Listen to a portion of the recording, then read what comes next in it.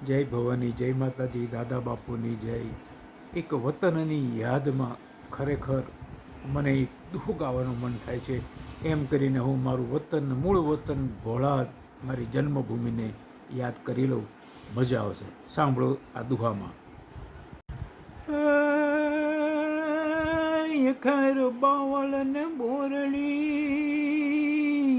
અને કાંટા ઘડ દેખાય, પણ મારું વતન મને સાંભળે.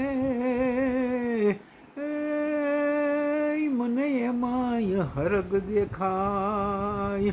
પ્રતાપ દાદુ કહે વતનની, અને પોતાના એ યાદ આવે ને કરે હવ કોઈ, પણ રૂડું મારું ભોળાદ આજ તો દુનિયાથી દુર્લભ હોય, દુનિયાથી દુર્લભ હોય. અસ્તુ. મારા વતનની તો શું વાત કરું.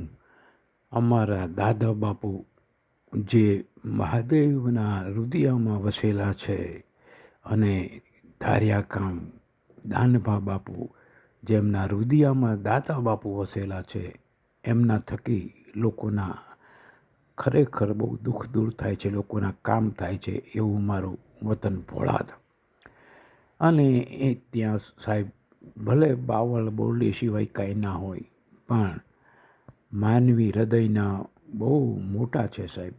અને એટલું ધાર્મિક ગામ છે કે અમારે નાની બોરું ને ભોળાદ વચ્ચેના સીમાડામાં સ્વામિનારાયણ ભગવાન અનેક વાર ત્યાંથી નીકળ્યા છે.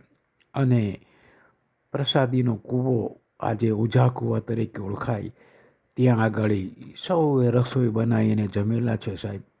આજે પણ તમે ભોળાદ કદાચ જાઓ તો માણકી ઘોડી પર અસવાર મહારાજના દર્શન કરજો.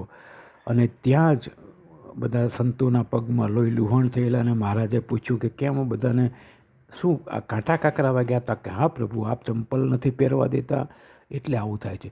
અને એ નાની બોરુ અને ભોળાદ વચ્ચેના ગામના સીમાડામાં સ્વામિનારાયણ ભગવાને સંતોને આજ્ઞા કરી કે આજથી તમે બૂટ ચંપલ પહેરજો. આવું પ્રસાદીનું સ્થળ સાહેબ મારા ગામના સીમાડામાં.